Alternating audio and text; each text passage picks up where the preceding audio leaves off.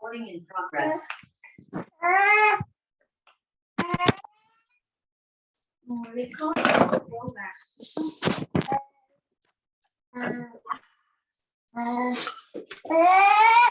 침대 나온다. 침대 나온다. 우리 소리 들어가는 거 같아 근데. 그러네. 어디?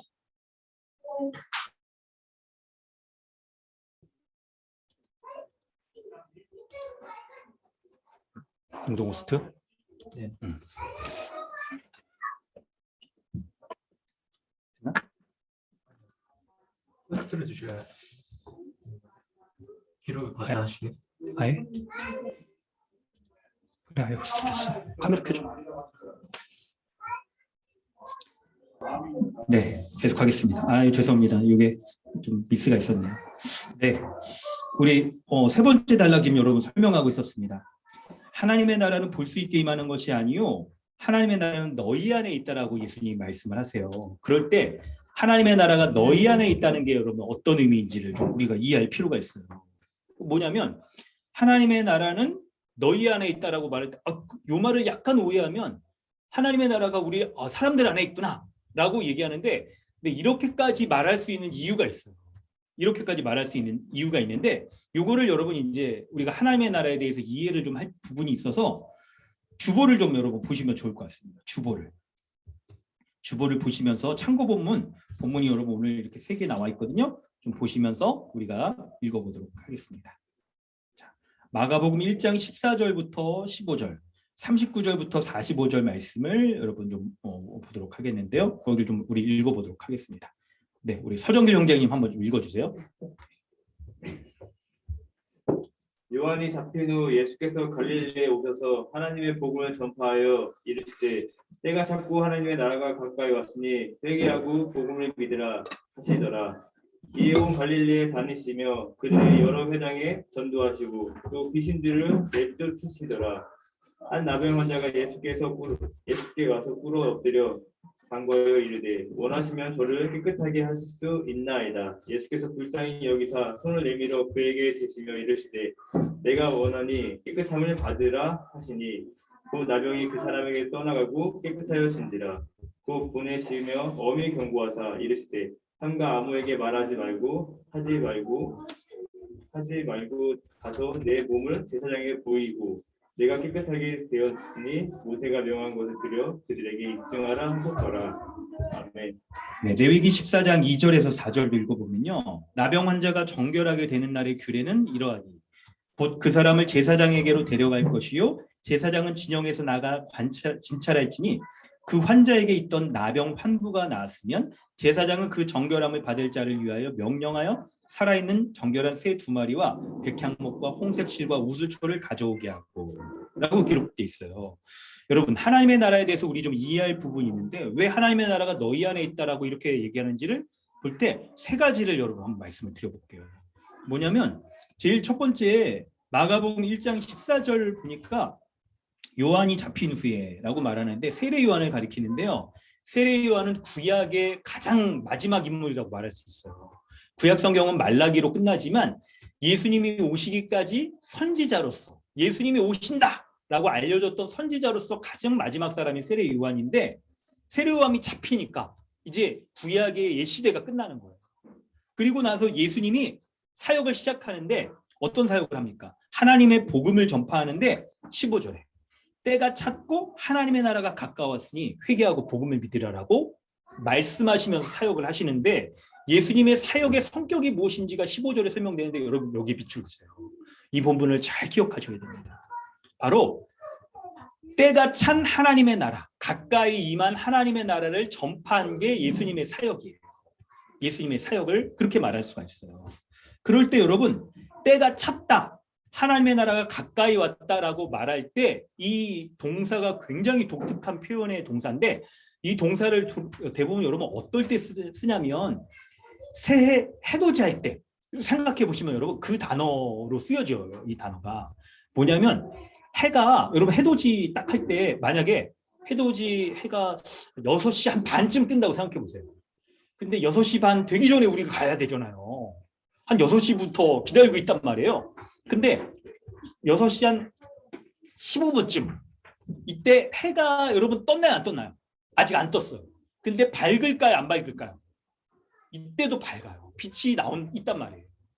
해는 아직 딱 뭐 해수면이든 지표든 올라오지가 뜨진 않았는데 그때도 이렇게 딱 서광이 비친단 말이에요. 바로 그런 표현을 쓰는 거예요. 원래 하나님의 나라는 이 유대인들의 생각에 이 세상의 종말에 세상이 끝나는 때 하나님의 나라가 임해요.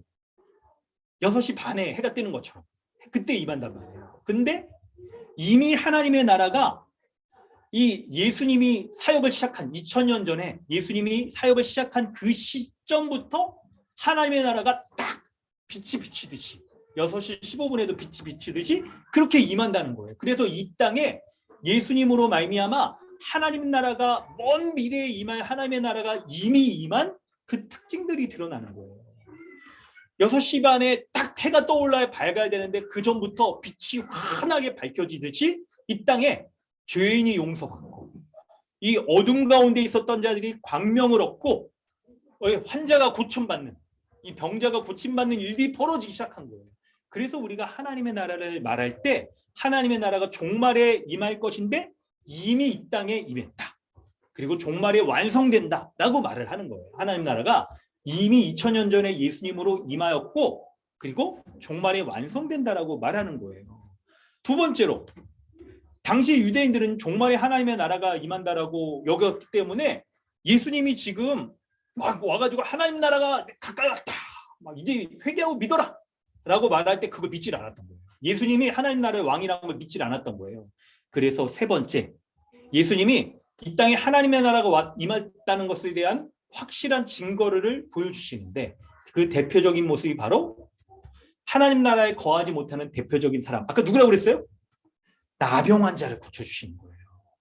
나병 환자를 고쳐주시는 딱 그 모습이 하나님 나라에 거할 수 없는 자들이 병 고침 받은 것으로 말미암아 지금 이 땅에서부터 하나님의 나라를 딱 거한다. 하나님 나라의 복을 누린다라는 것들을 보여주는 거예요. 그래서 이 땅에 하나님 나라가 임하는 증표로서 나병의 환자가 고침받는 것에 대하여서 예수님이 제사장에 가서 그것을 보이라 라고 말씀하시는 이유가 그거예요.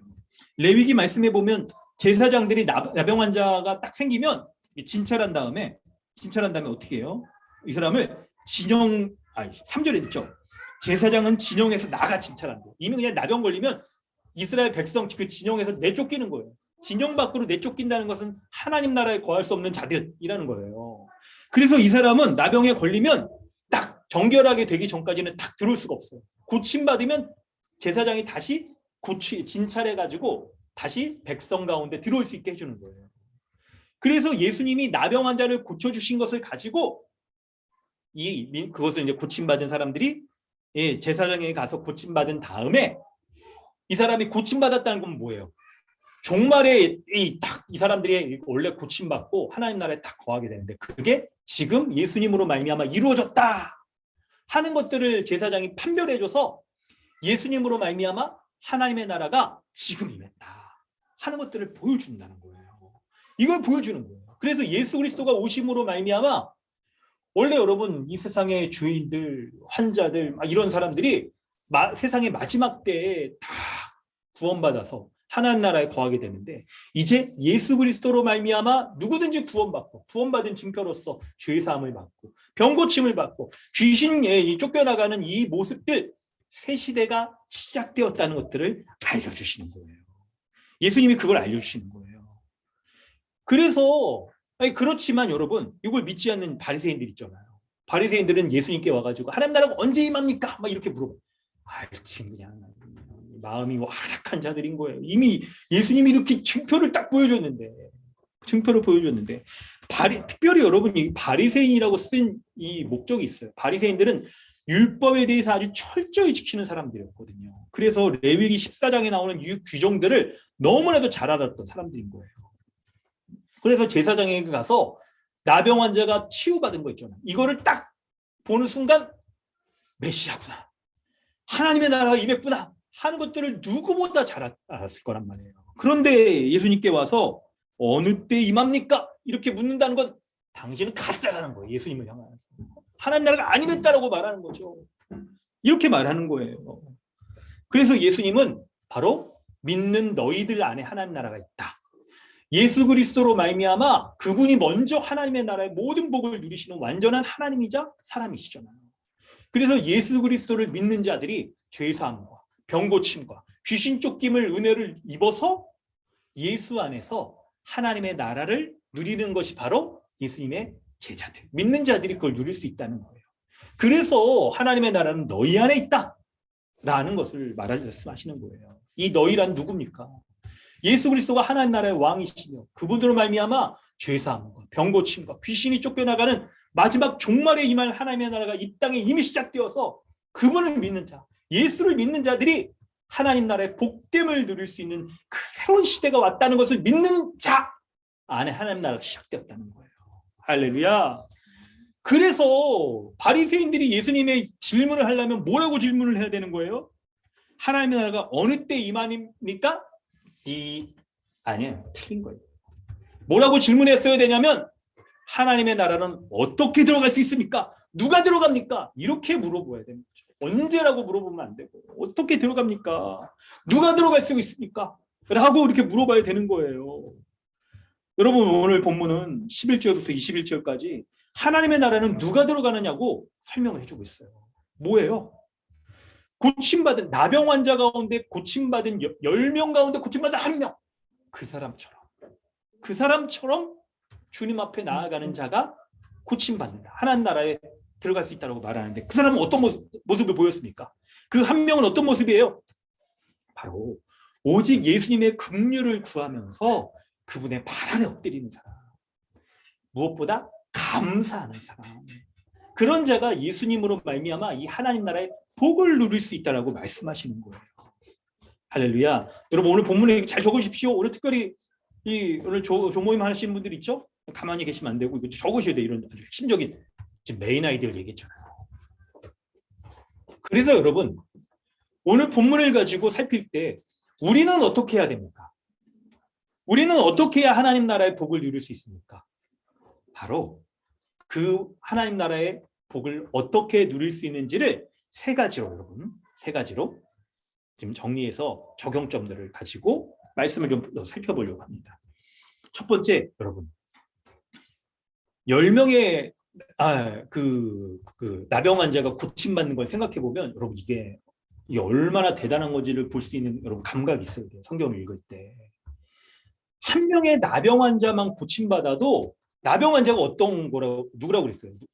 하나님 나라에 거할 수 없는 자, 도저히 용서받을 수 없는 죄인을 상징해 주는 게 나병 환자인데 나병 환자 한 명만 고침받아도 지금 하나님 나라에 거할 수 없는 자들이 하나님 나라에 들어가는 은혜의 시대가 열렸구나라고 딱 생각을 해야 되는데 10명이나 고침받는 동시에 10명이나 고침받는 건 매우 집단적으로 하나님 나라에 들어갈 수 있는 여러분 복음의 문이 활짝 열려졌다는 걸 지금 설명하고 있는 거예요. 이 모습이 10명이나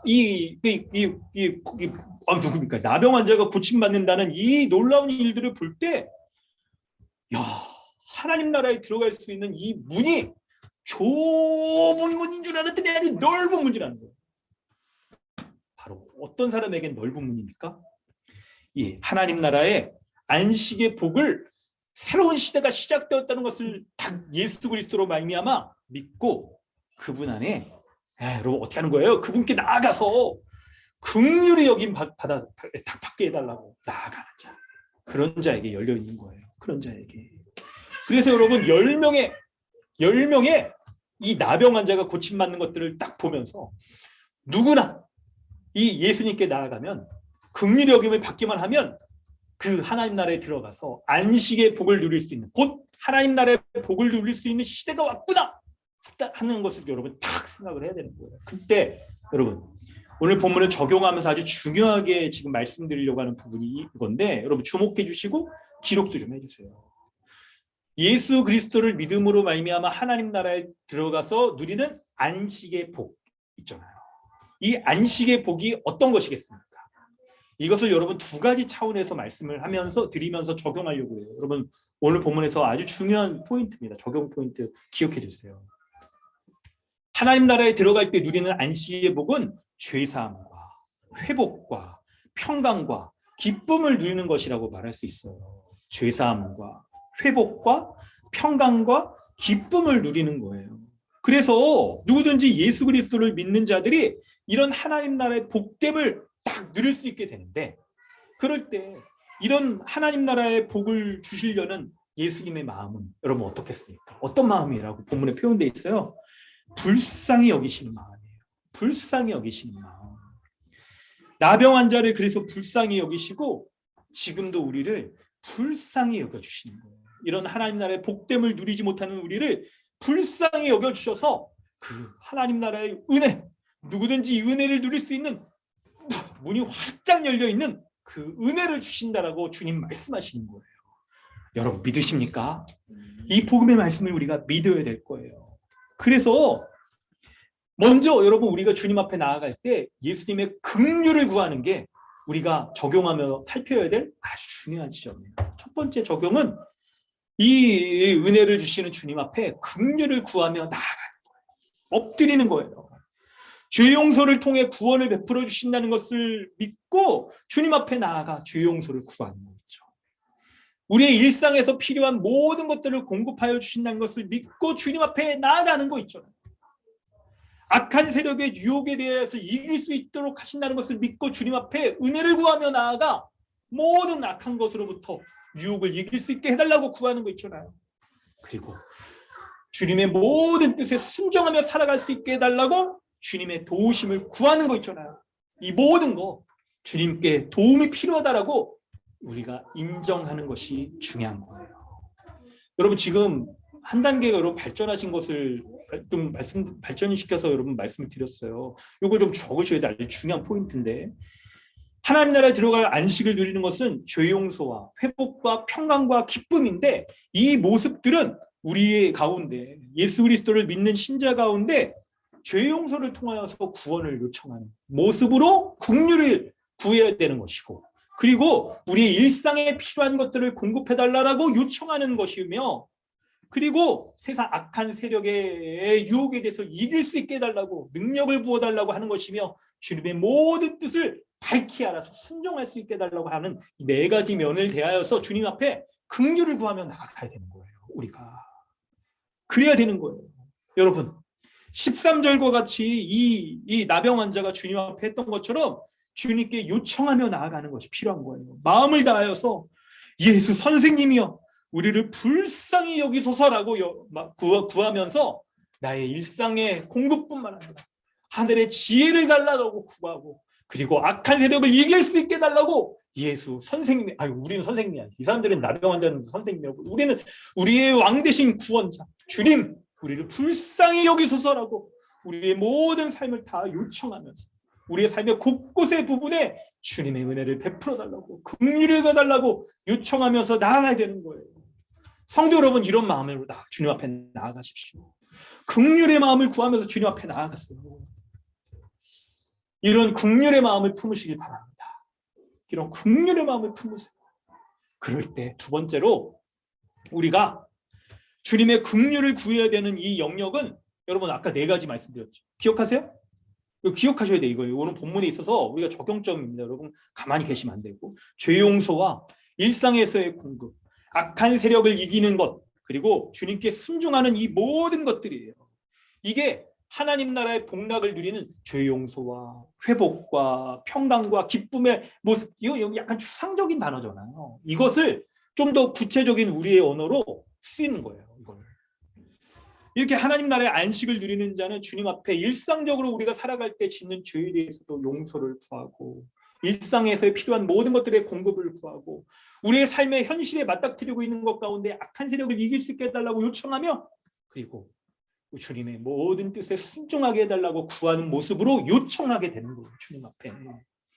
그런데 여러분 이 표현도 우리에게 좀 약간 피부에 안 와닿을 수가 있어요. 이거를 약간 이런 단어들이 좀 종교적인 언어잖아요. 그래서 이 표현들을요 좀 범인의 용어, 우리가 흔히 쓰는 시장 언어로 여러분 바꿔서 이해해 보면 어떨까요? 그러면 우리에게 좀 더 현실성이 있을 거예요. 여러분 중요합니다. 잘 집중해서 들으세요. 죄는 사람이 사람답지 못하게 살아가게 하는 것들로 바꿔서 이해해 보세요. 이 하나님의 뜻에 불순종하고 자신이 주가 되어 살아가는 모든 것들, 사람들과의 관계도 깨트리는 것들인데, 이걸 여러분 우리의 언어로 좀 바꾼다면 사람답지 못하게 만드는 모든 것들이 거기에 있을 거예요. 그래서 여러분 우리가 살아가는 데 있어서 사람답게 살아가는 데 있어서 필요한 것들 있잖아요. 어떤 게 있겠습니까? 의식주의 모습도 있겠죠. 우리의 내적, 외적으로 우리에게 필요한 것들, 우리가 건강함을 누리는 거 있잖아요. 몸도 건강해야 될 뿐만 아니라 내적으로도 건강한 것이 많이 필요하고 요구되는 시대 아니겠습니까? 그런 것도 있겠죠. 여러분 내적인 거를 더 강화해서 얘기한다면 이 시대가 여러분 참 우리 내적으로 자존감이 건강한 사람들, 그런 사람들 참 많이 말하잖아요. 그래서 건강한 자존감을 갖는 것도 있겠죠. 우리의 자아 실현을 해나가는 것도 있겠죠. 우리가 양심을 가지고 사회 도덕적으로 악한 것들을 행하지 않으려는 마음들이 사람들에게 일반적으로 있어요. 그래서 우리 양심에 비춰보았을 때 사회 도덕률적으로 우리가 악한 것들을 행하지 않으려고 하는 모습들, 더 나아가서 사람들에게 여러분 양심의 딱 최소 기준만이 아니라 더 적극적으로 사람들이 이 세상의 이상형으로 생각하는 거죠. 이상향으로 생각하고 있는 사회의 모습이나 사람들과의 관계에 있어서 사랑을 베풀려고 하는 모습들이 사람들에게 있단 말이에요. 이런 이상적인 모든 모습에 이르기까지 이 모든 것들을 바로 우리 주님께 요청하며 나아가는 것, 그렇게 내가 살고 있는지를 생각해 봐야 되는 거예요. 우리가 인간으로서 살아가는 데 필요한 모든 것들을 우리가 주님께 요청하며 긍휼을 구하면서 지금 살아가고 있는가, 이런 지점들을 여러분 우리가 생각을 해봐야 돼요. 그럴 때 여러분 이제 질문을 드렸으니까 생각을 한번 해보시죠. 생각을 한번 해보세요.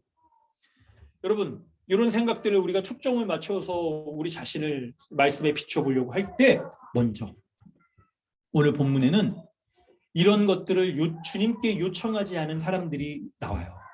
그런 사람들이 나와요. 바로 여러분 누굽니까? 고침받은 10명의 나병 환자 중 9명이 그런 사람들이에요. 이들은 한 명의 고침받은 이 나병 환자가 예수님께 감사했던 모습과는 여러분 너무 대조적입니다. 너무 대조적이에요. 예수님이 17절에 그 9은 어디 있느냐 이렇게 말씀하시잖아요. 어디 있을까요? 그 9명 어디 있을까요? 뭐 하고 있을까요? 이 사람들은 왜 감사 안 했을까요? 이건 이제 생각해 볼 지점이 있다는 거죠. 여러분 이 9명은 유대인이었습니다. 한 명이 이방인이라고 그랬죠. 9명은 유대인이었어요. 유대인들은 어떤 사람들이었냐면 치유받은 것에 대하여서 당연하게 여겼기 때문에 감사하지 않은 거예요. 하나님의 백성으로서의 선민의식을 가지고 있기 때문에 이들은 유대인으로서 내가 받을 걸 받았지 뭐 이렇게 생각을 한단 말이에요. 그런 교만함 가운데 있었겠죠. 이들이 하나님의 백성으로서 자신들이 딱 복받는 게 아주 당연한 사람들인 거예요. 기본적인 출발이 우리는 남달라. 죄송해요 여러분, 성경에 그냥 저 XX 같은 동물 요게요 사실 아시죠? 그런 이방인들과 달리 우리는 하나님의 백성 아니냐 라는 생각을 딱 갖고 있기 때문에 그들이 받을 걸 받았다라고 생각을 하는 거예요. 이런 생각으로부터 출발을 하면 14절 말씀도 여러분 왜곡해서 이해하게 돼요. 14절을 여러분 볼 때, 여러분 아까 해석할 때 제가 어떻게 해석을 했습니까? 14절을 볼 때 예수님이 제사장들에게 너희 몸을 보이라 하셨으니 그들이 가다가 깨끗함을 받았느니라 라고 할 때 예수님이 말씀에 순종하여서 그 이후에 가다가 깨끗함을 받은 것은 바로 이들이 예수님을 향하여서 신뢰하며 순종하는 모습을 보여준다라고 우리가 이해하는 것이 복음적인 성경 해석이에요. 예수 그리스도의 은혜의 관점에서 해석하는 거예요. 그런데 유대인의 관점에서 해석을 해보면 이걸 어떻게 이해할 수 있냐면 예수님이 제사장에게 몸을 보이라 하셨으니까 내가 몸을 보이러 제사장에게 간 거야. 내가 이렇게 행동을 했으니까 그 행동에 대한 결과로서 깨끗함을 받은 거야 라고 이해할 수 있게 되는 거예요. 자기가 깨끗함을 받은 결과는 그 동기가 어디에 있는 거냐면 주님이 불쌍히 여기셔서 너에게 딱 치료해 주신 그 주님의 은혜에 있는 것이 아니고 내가 지금 뭔가 순종하는 액션을 취했으니까 용서받을 만하다, 치유받을 만하다라고 여기게 되는 거예요. 그래서 순종하지 않았다면 낫지도 않았을 거야. 내가 그냥 이렇게 순종했으니까 그냥 말씀을 그래도 따랐으니까 순종하는 거지. 순종에 대한 보상으로서 내가 나았기 때문에 굳이 감사할 필요가 없는 거죠. 굳이 감사할 필요 없어. 이렇게 오해할 수도 있게 되는 거예요. 오해할 수도 있게 되는 거예요. 여러분 이런 모습을 돌이켜보면 우리에게도 이런 모습이 있을 수 있다는 거예요. 우리에게도. 시장 언어의 측면에서 얘기해보면 여러분 우리가 우리의 삶에서 누리고 있는 일상적인 삶에서 누리고 있는 것들 있잖아요. 많은 것들 우리가 가지고 접하고 있는 모든 것들 있잖아요. 마치 이게 우리의 삶에서 내가 뭔가 어떤 것들을 더 가지면 내 모습이 좀 더 나은 모습으로 딱 이렇게 업그레이드 될 것 같은 그런 모습들, 나의 나됨을 찾을 수 있을 것 같은 막 그런 모습들, 나를 발전시키면서 내가 더 나은 모습으로 고양되는 막 이런 모습들 있잖아요. 이게 나의 노력으로서 주어진 삶의 결과물이야. 나의 삶의 환경들에서 내가 지금 누리고 있는 거, 이것도 있죠. 내가 그냥 조금만 더 열심히 하면 다 누릴 수 있는 것들이야 라고 여기게 되면서 이거 뭐 내가 받은 것들은 내가 받을 만해서 받은 거야. 내가 열심히 했으니까 노력에 대한 보상으로 딱 주어지는 것들이야 라고 여기게 되니까 그 모든 것들을 예수님께 구하지 않게 되는 거예요. 예수님께 나아가 엎드려서 긍휼을 구하며 나아가지 않게 되는 거예요. 여러분 이런 사람의 모습이 혹시 우리 가운데도 좀 있지 않습니까? 여러분 어떠세요? 예수님과 무관한 삶의 영역들을 우리가 구축해 놓은 것들이 우리에게 있을 수가 있어요. 신앙의 영역은 주중에 뭐 교회 일주일에 한 번 가니까 일주일에 7일 중에 하루는 주일, 그리고 나의 삶의 영역에 있어서 7일 중에 하루는 관련된 삶은 신앙적인 영역, 그 외에 나머지 6일 동안은 신앙과 좀 무관한 세상 아닌가? 내가 거기서 열심히 노력하고 살아가는 것들로 말미암아 내가 딱 이렇게 얻어내는 것들이 딱 아닌가라고 그렇게 여기게 되는 거예요. 그런데 여러분 이게 참 내가 여러분 이걸 말씀드리면서 오늘 본문을 어떻게 전할까 말씀을 준비하고 그러면서 참 여러분 참 마음에 부담감이 있더라고요. 설교자로서의 부담감이 있잖아요. 이게 주님의 민망히 불쌍히 여기시는 딱 그 마음을 생각해 보니까 이게 참 여러분 그래도 분명히 좀 말씀을 드려야 되겠습니다. 근데 우리의 삶에서 이런 것들을 주님께 긍휼을 구하지 않고 주님과는 무관한 삶으로 여기는 사람들은요, 여러분 죄송합니다. 지옥 가시게 될 거예요. 주님과 무관한 삶의 영역이 있다라고 여기는 것들은 주님 따로 나 따로.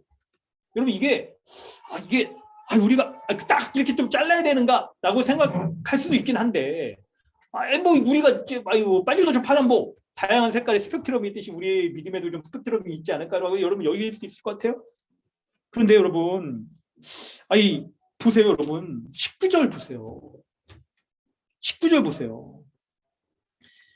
주님께 돌아와서 감사하는 한 사람에게만 일어나 가라, 내 믿음이 너를 구원하느니라고 구원을 선포해 주시고 하나님 나라 백성 되었다라고 한단 말이에요. 자동적으로 하나님 나라 백성이 되는 게 아니에요. 유대인들은 종교적인 형식은 남아 있어요.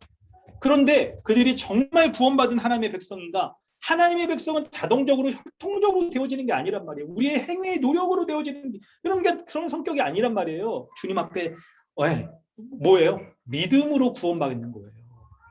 근데 그 믿음, 하나님을 향한 온전한 믿음이 있는가 하는 것이, 여러분 믿음은 눈에 안 보입니다. 눈에 보이는 것으로 무엇으로써 증명되어져요? 본문에 감사로 증명되어지는 거예요. 감사로.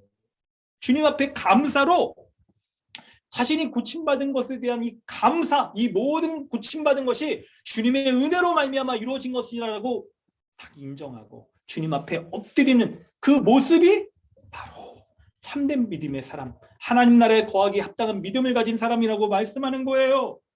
이 말씀을 비춰보면 우리의 삶에 있어서 이 주님의 영역 따로, 그리고 내가 여기 딱 세상을 살아갈 때 영역 따로라고 여기는 사람은요, 여러분 19절에 나온 대로 반대로 말해야 되는 거예요. 그 주님 따로 네 따로라고 생각하는 네 믿음이 너를 멸망하였느니라 하고 말할 수밖에 없는 거예요. 여러분, 그러므로 신자들 안에서도 이런 요소가 있을 수 있다는 얘기들, 사랑, 이런 면들을 여러분 아주 면밀히 잘 살펴야 되는 거예요. 면밀히 살펴야 돼요. 신자들 안에서도 예수님의 도움을 얻기 위하여서 내가 좀 더 열심히 해야 좀 이런 도움을 얻을 수 있는 거 아닐까라고 여기는 행위 중심적인 신앙이 우리에게도 있을 수 있어요. 그래서 여러분 설명을 잘 들어보세요. 우리의 좀 모습을 돌아볼 때 내가 나 주님의 은혜 생각하면 늘상 나는 부족하고 너무 죄송하고 그런 마음이 있는데 좋아요. 거기까지 여러분 그럴 수 있어요. 그런데 어떻게 이런 모습으로서 좀 좋아질 수 있을까를 생각할 때 내가 좀 이런 마음을 갖고 내 모습들이 좀 주님 보시기에 좀 이렇게 안타까운 막 이런 모습이 있는 건 내가 뭔가 신앙적인 열심을 다하지 못해서 그런 거야. 볼 때 내가 얼마나 신앙적으로 열심히 못하고 막 그렇기 때문에 내가 그냥 숨이 차도록 열심히 해가지고 그냥 힘이 지나도록 열심히 해야만 마음이 흡족해지고 나도 주님이 나에게 은혜 주실 거라고 믿는 거잖아요. 이런 모습이 바로 행위 중심적인 신앙의 아주 대표적인 모습인 거예요. 대표적인 모습, 감사가 없는 신앙의 모습인 것이고, 그 이면에는 바로 하나님이 주시는 은혜를 누릴 때 내가 뭔가 그냥 열심히 이렇게 딱 행하는 것들로 말미암아 얻을 수 있다라고 여기고 있는 그 마음의 딱 중심에 믿음이 아닌, 주님이 민망이요 긍휼히 여기시며 은혜 베풀어 주시는 믿음이 아닌 바로 자기 자신이 있는 거예요. 그런 사람의 삶은 우리의 삶에서 우리가 맞닥뜨리고 있는 삶의 의식주의 내면과 외면에 있어서의 모든 부분에 있어서, 자신의 삶을 잘 실현하는 것들에 있어서, 직업의 영역에 있어서는 모든 부분에 이 모든 것들이 바로 나의 민망함들을 딱 해결하기 위하여서 딱 얻어내기 위한 열심의 노력들로 딱 반영되게 되어요. 그래서 주님 앞에 내가 이런 것들을 열심히 해나가는 것, 한편으로 주님과 무관하게 내가 이런 것들을 세우려고 하는 것과 또 다른 한편으로는 바로 주님 앞에 이런 것들을, 주님의 은혜를 얻어내기 위한 수단들로 삼아서 내가 나의 삶에 있어서 열심을 내려고 하는 이런 모습들을 보는 거예요. 그런데 오늘 본문이 말씀하는, 사랑하는 성도 여러분, 오늘 본문이 말씀하는 주님이 은혜를 베풀어 주시는 그 모습은 어디에 있습니까? 바로 우리의 어떤 노력으로도 주님을 딱 움직일 수 없고, 주님을 주시는 은혜로 받아낼 수 없다는 것을 인정함으로 주님 앞에 나아가 어떻게 하는 거예요? 나를 불쌍히 여겨 주시옵소서라고 인정하며 오직 주님만이 우리를 구원해 줄 수 있다는 그 믿음 가운데 주님 앞에 나아가고 주님이 주시는 은혜로 말미암아 살아간다는 것, 그것을 인정하며 감사하는 거예요. 감사하는 거. 성도 여러분, 감사하십시오. 행위 중심적인 신앙을 벗어나게 하는 것들이 바로 감사입니다. 오직 믿음으로 말미암아 구원받게 하는 그 은혜 가운데 살고 있다는 것에 대한 감사하세요. 우리의 삶에서 우리가 누리고 있는 우리의 모든 것들이 내가 주님과 동떨어져서 내가 얻어내고 내가 부축해 있는 모든 삶의 산물들이 아니라는 것들을 인정하는 마음, 믿음으로 감사하세요. 나의 삶에 있어서 내가 맞닥뜨리고 있는 이 모든 것들이 바로 주님의 은혜, 하나님 나라의 안식의 복락을 누릴 수 있도록 주님이 주시는 은혜의 산물이며, 내가 마땅히 주님 앞에 은혜를 구하며 나아가야 된다는 것에 대하여서 감사하시길 바랍니다. 감사하시길 바라요. 이런 참된 믿음의 사람으로 주님 앞에 서십시오. 그래서 이 감사의 마음으로 여러분의 삶의 모든 것들을 주님 앞에 구하세요. 구하세요. 어떻게 구해야 돼요? 바로 주님 앞에 우리가 주님의 은혜를 믿고 엎드려서 주님 앞에 나아가는 거예요. 사랑하는 성도 여러분, 행위 공로적인 신앙으로부터 자유하시기 바랍니다. 자유하시기 바라요. 그리고 주님 앞에 감사하시길 바랍니다. 세 번째는 20절부터 21절 말씀을 살필 때 예수님의 긍휼을 얻기 위해서 주님의 발 아래 엎드린 사람 있잖아요. 그 사람에게 하나님의 나라의 복락이 임합니다. 하나님 나라의 복락이 임해요. 바로 안식의 복이 임하는 거죠. 이 안식의 복은 가장 의롭고 가장 깨끗하고 가장 온전하고 가장 풍성한 복이에요. 우리가 사모하고 구하며 우리가 영원토록 우리가 우리의 삶에 있어서 우리가 궁극적으로 우리가 구해야 되는 그런 복됨인 거예요. 예수 안에서 그 복됨을 하나님 나라의 복락을 누리시기를 주님의 이름으로 축원합니다. 여러분 그 복락을 축원합니다. 여러분 복락을 누리시길 바랍니다. 아니 가장 의롭고 반복해야겠네. 그냥 복락이 가장 의롭고 가장 깨끗하고 가장 완전하며 그리고 가장 풍성한 복락을 추구해야 되는 거예요. 그럴 때 여러분 하나님 나라가 어디에 임합니까? 어디에 임해요? 바로 예수 그리스도가 참된 구원자인 것을 그분을 믿는 자들이 하나님 나라 이 안식의 복락을 주신다는 것을 믿는 자들 가운데 임하더라. 그렇기 때문에 여러분이 주님께 엎드려 긍휼을 구해야 되는 것이죠. 그럴 때 마지막 정리하면서 이런 믿음으로 주님께 긍휼을 구하는 자가 여러분 세 가지의 구체적인 삶의 태도를 가지며 살아가요. 바로 신뢰와 감사와 공동체적 누림을 구하며 살아가는 거예요. 첫 번째 신뢰입니다. 앞에서 얘기했죠, 여러분. 14절이에요. 먼저 제사장에 가서 몸을 보이라는 말씀에 순종하면서 그리고 가다가 깨끗함을 받잖아요. 여러분 순종이라는 것은 바로 주님을 신뢰하기 때문에 행하는 거예요. 주님이 하나님 나라의 왕이시며 주님이 주시는 복락을 이 말씀 가운데 주신다는 것을 신뢰하기 때문에 우리가 순종하는 거예요. 여러분 그렇기 때문에 한 주간의 삶을 살 때에도 여러분의 인생이 주님을 신뢰하는 인생이 되어지길 원합니다.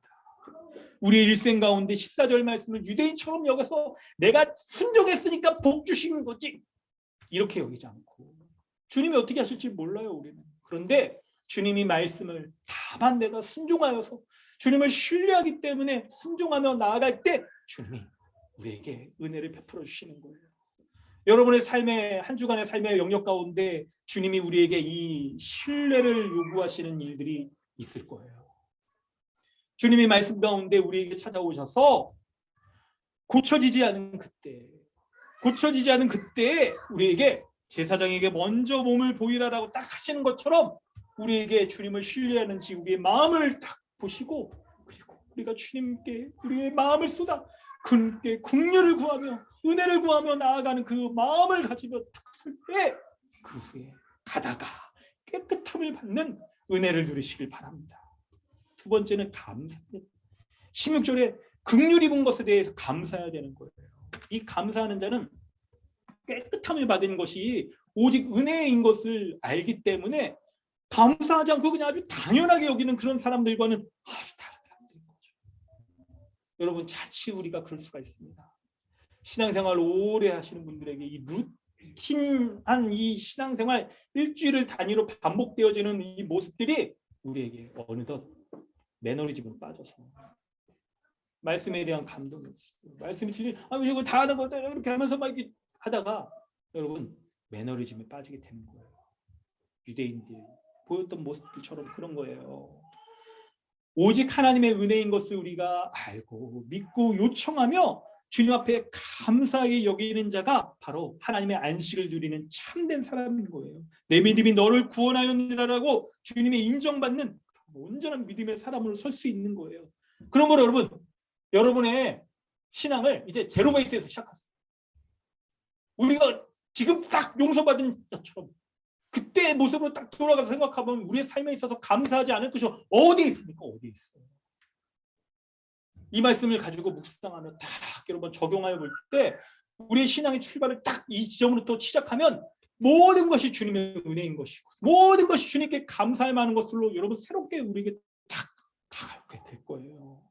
그래서 우리의 노력의 대가로 여러분 여기지 마시고 우리의 일상적으로 접하는 아까 말한 거 있죠. 모든 것들 이런 거 있죠. 이것들을 우리의 자연스럽고 당연한 거 내가 원래 딱 그냥 나니까 이렇게 여기지 마시고 주님이 우리에게 주신 은혜라는 것을 고백하면서 감사하시는 참된 성도 여러분 되어주시길 주님의 이름으로 축원합니다.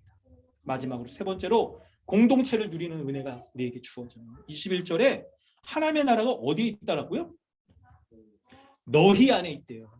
믿는 믿음의 공동체인 교회 안에 있는 거예요.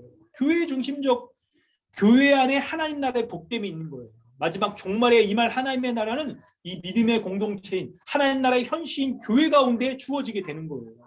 그렇기 때문에 믿는 교회인 우리가 교회적 삶을 살아가는 것으로서의 하나님 나라를 딱 누릴 수 있게 되고, 교회 안에서 신앙생활, 교회 중심적인 삶 가운데에서 이 믿음의 고백, 회심, 교회 안에서 말씀을 배우는 것들을 통하여서 온전한 믿음의 이 공급을 받게 되고, 그리고 안전한 사도적 전통 가운데 안전한 신앙 가운데 설 수 있게 되는 것이며, 교회적 삶을 우리가 살아가는 이것을 통하여 하나님 나라의 안식의 복락들을, 모든 것들을 지체들과 함께 누릴 수 있도록 하는 게 바로 이 하나님의 나라가 너희 안에 있다는 거예요.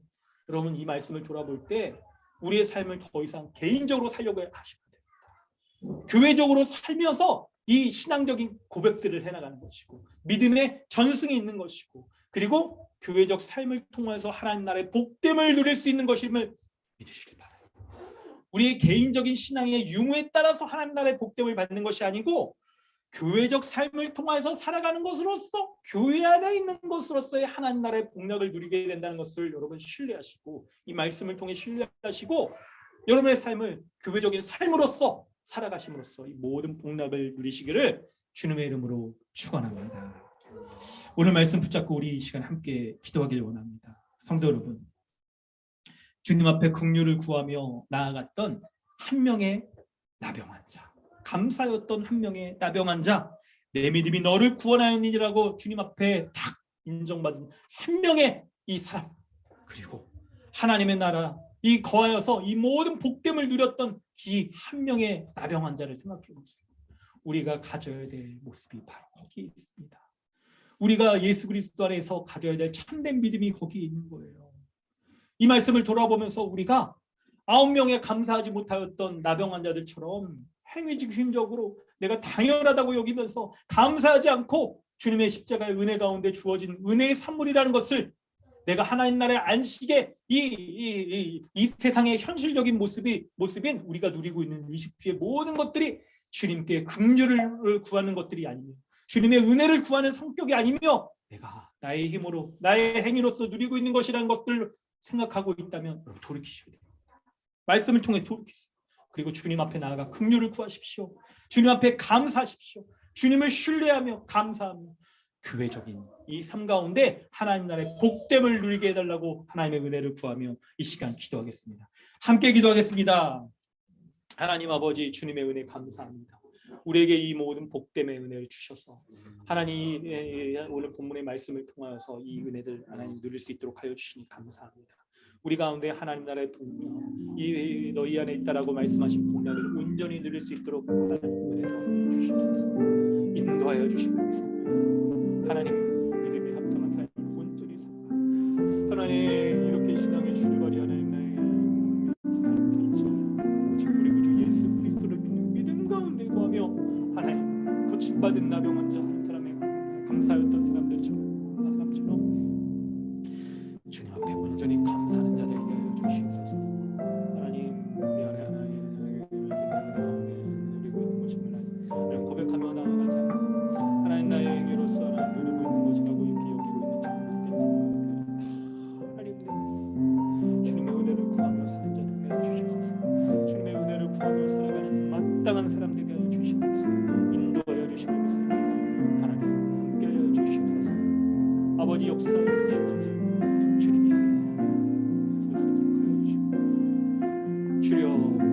주여 은혜 베풀어 주시옵소서.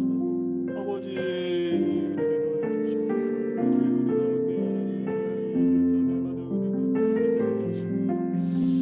주님 앞에 감사하는 자들에게 하여 주셔서 하나님 온전히 되게 하여 주시옵소서.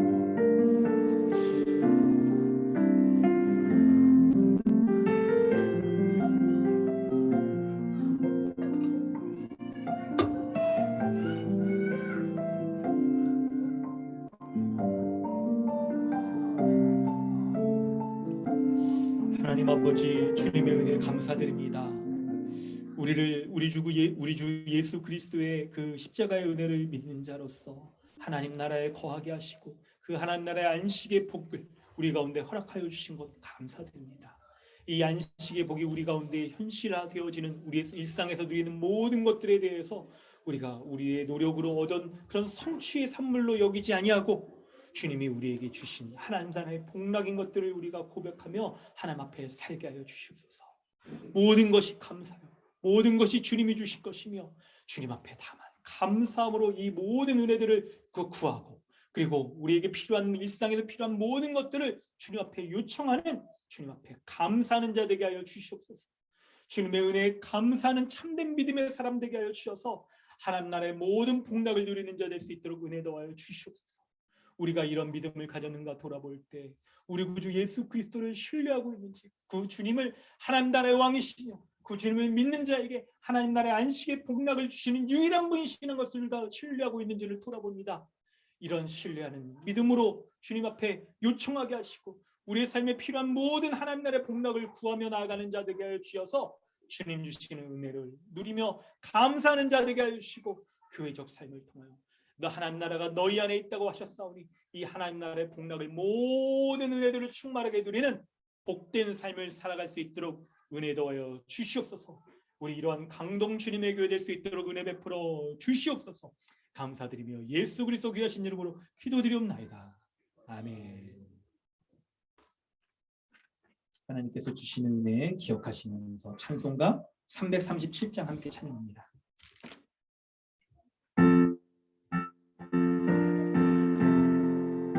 337장입니다. 네, 우리 주보를 제시했었는데요. 찬송가 337장.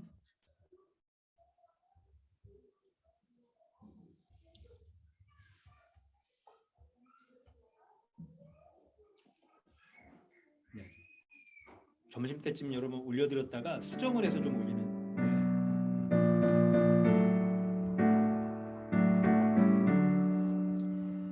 내 모든 시험 무거운 짐을 주 예수 앞에 아뢰이며 근심에 쌓인 날 돌아보사 내 근심 모두 맡으시네. 무거운 짐을 나 홀로 지고 견디다 못해 쓰러질 때 불쌍히 여겨 구원의 주님, 은혜의 주님 오직 예수. 내 모든 괴로움 닥치는 환난 주 예수 앞에 아뢰이며 주께서 친히 날 구해 주사 넓으신 사랑 베푸시네. 무거운 짐을 나 홀로 지고 견디다 못 쓰러질 때 불쌍히 여겨 구원의 주님, 은혜의 주님 오직 예수. 내 짐이 점점 무거워질 때 주 예수 앞에 아뢰이면 주께서 친히 날 구해 주사 내 대신 짐을 져주시네. 무거운 짐을 나 홀로 지고 견디다 못해 쓰러질 때 불쌍히 여겨 구원의 주님, 은혜의 주님 오직 예수. 마음의 시험 무서운 죄를 주 예수 앞에 아뢰이면 예수는 나의 능력이 되사 세상을 이길 힘 주시네. 무거운 짐을 나 홀로 지고 견디다 못해 쓰러질 때 불쌍히 여겨 구원의 주님, 은혜의 주님 오직 예수. 주님께서 주신 은혜에 붙잡고 한 주간도 승리하시는 우리 감동 주님의 교회 되어지기를 주님의 이름으로 축원합니다. 아멘. 광고 말씀드리겠습니다. 우리 주고 우리 안쪽에 중간 부분에 있는 지역 모임 참고하셔서 여러분 성도의 교제에 힘써 주시길 바랍니다.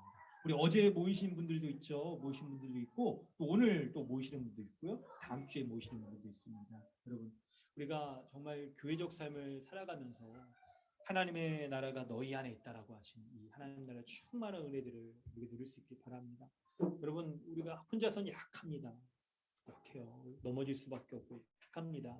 그럴 때 주님이 교회로서 이 은혜를 누리게 하셨으니까 이 말씀 붙잡고 우리가 하나님 가장 공적인 이 설교 말씀 한 달 동안 여러분 주어졌던 거 아니 뭐 가능하면 한 주 이게 매주마다 하면 좋겠지만 여건이 좀 그렇지 못하니까요. 아니 뭐 그렇게 하실 수 있는 우리 조가 있거든요. 그렇게 하시면 더 좋아요. 한 달에 한 번만 해야겠습니까? 뭐 아유 매일이라도 모이면 더 좋겠죠. 매일이라도 더 좋겠죠. 그래서 여러분 여건 되시는 대로 또 이렇게 또 지금 코로나 때문에 좀 안 되시는 분들은 줌으로라도 모이면서 은혜 충만하게 이렇게 하시면 좋을 것 같아요. 또 이게 만나는 게 좀 이렇게 부담스러울 수도 있잖아요. 그러면 또 어떻게 하면 좋을까요? 우리 사회에서도 이렇게 신속한 키트코 있잖아요. 그거 뭐 저 살라고 그랬더니 오늘 아침에 뉴스 들어보니까 오늘부터 오늘 온라인으로 안 한대요. 개수 제한도 있고 미처 몰랐어. 미리 사재기 이런 사재기 좀 좋은 거 아닌가? 하여튼 그래서 약국에서라도 여러분 사줘가지고 그런 거 하셔서 좀 안전한 장소에서라도 만나시면서 하시길 좀 부탁드립니다. 금요일 잠깐 우리 3주 동안 추강하고 있는데 우리 말씀 이렇게 그 가운데서도 여러분 이렇게 지역 모임에 좀 더 힘써서 우리 충만하게 좀 나누시길 바랍니다. 우리 그 준혜원 교육 이 테스트가 절반 정도 이상은 이제 여러분 이제 테스트 이제 하셨다고 들었습니다. 그래서 나머지 안 되신 분들도 더 좀 하셔가지고 그 이후에 우리 교회가 더욱더 잘 세워져 갈 수 있도록 여러분 힘써 주시길 바랍니다. 네, 온라인으로 헌금하신 분들 있으십니다. 또 다른 광고 사항들 이렇게 있으신 종우영제 이사한 것도 또 있었는데 참 우리 집들이 뭐 안 되면 온라인 집들이라도 여러분 이렇게 또 축하 이렇게 해드리고요. 끝난 다음에 또 이렇게 한번 나눠주시면 좋을 것 같아요. 네, 우리 기도하고 오늘 예배 마치도록 합니다. 하나님 아버지 주님의 은혜에 감사합니다. 오늘 주님 귀한 말씀 주시니 감사합니다. 하나님의 나라가 그 안식의 복락을 누리는 것이 교회적 삶을 살아가는 것 가운데에서 예수 그리스도가 하나님 나라의 왕이신 것을 신뢰하고 그분이 교회를 통하여서 이 모든 복락을 누리게 하셨다는 것을 우리가 믿음으로써 이렇게 신앙적인 삶, 주님을 신뢰하며 감사하는 삶을 살아가다가 이 하나님 나라의 복락 충만하게 누릴 수 있는 우리 교회 될 수 있도록 은혜 더하여 주시옵소서. 이런 신앙의 고백으로 예배할 때 주님 앞에 이 물질을 구별하여 주님 앞에 올려드립니다. 11조와 주정하고 감사함금 또 건축과 구제에 있어서의 모든 부분에 있어까지 이 모든 것이 하나님의 것임을 인정함으로 주님 앞에 온전히 드리오니 각양 쓰임새에 합당하게 하나님의 나라의 확장을 위하여 쓰여지게 하시고 교회적 삶을 살아가는 귀한 예물로 쓰여질 수 있도록 은혜 더하여 주시옵소서. 헌금을 드리는 우리 성도들의 각각의 개인적인 삶과 가정의 기도 제목 또 교회적인 기도의 모든 제목 가운데 주님 응답하시고 역사해 주셔서 하나님의 보시기에 가장 합당한 때 가장 합당한 방법으로 응답하여 주셔서 살아계신 하나님의 역사가 치유하시며 회복해 하시는 역사가 우리 각 개인과 가정 가운데 온전히 드러날 수 있도록 우리 교회가 주님의 손에 붙들림바 되어진 교회 될 수 있도록 은혜 더하여 주시옵소서.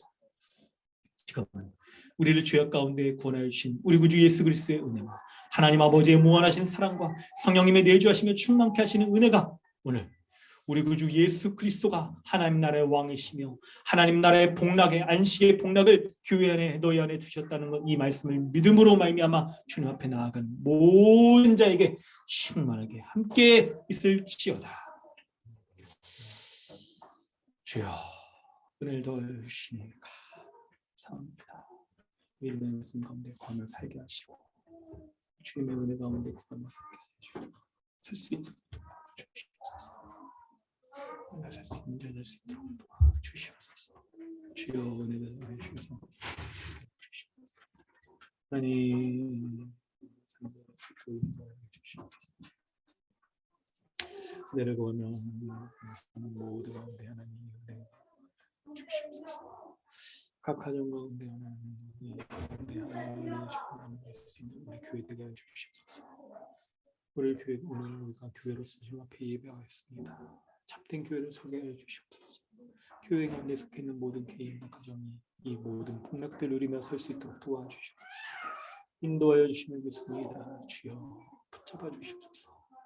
주님 함께 해줄 줄 믿습니다.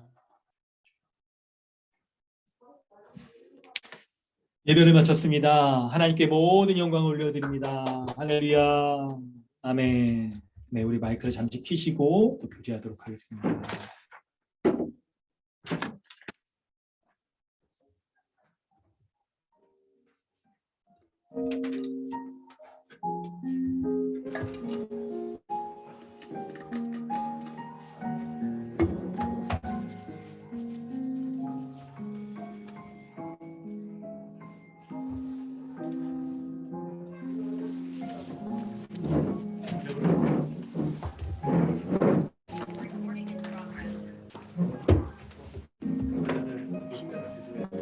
안녕하세요.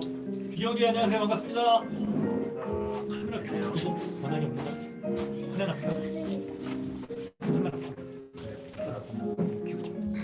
카메라. 안녕하십니까. 예, 안녕하세요. 안녕하세요. 얘들아, 나한테 인사 좀 해라. 여운아, 여찬아. 형지 형님, 남의 자매 반갑습니다. 진우도 소리 지르지 보여주세요. 말고, 야, 인사해.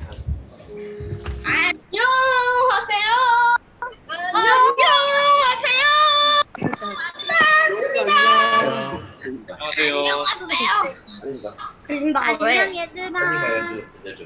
여기 칼린다? 아유, 진우 안녕. 볼이 빨가네. 해봐. 빨리 해봐. 가까이 대고. 진우 나오지? 진우 저기도 나오지? TV에도 진우 나오지? 하얀 말이야. 유준이도 보이지? 해봐. 예원이 안녕. 안녕. 진우. 안녕. 여운아 반가워. 예원이 안녕. 여찬이도 좀 보여줘. 여찬아 얼굴 좀 보여줘. 아빠 안 비켜요. 안녕 형아. 식사 맛있게 하세요. 네, 가족들이 안녕, 여찬아, 여운아 안녕. 안녕하세요. 가족들 잘 보내세요. 재밌게 보내세요. 준우 얼굴이 빨갛게 됐네. 네, 준우 콧물이 많이 나요. 아유 그렇구나. 뭐가 났어. 나도 그런가? 아, 이게 약간 추워가지고. 침 때문에 그랬어. 준우 여기 이렇게 했어요. 준우 여기 안에 다음 했어요. 주에 봐. 안녕. 네, 다음 주에 만나요. 준우 나와서 만나요. 아. 오, 안경 멋있다.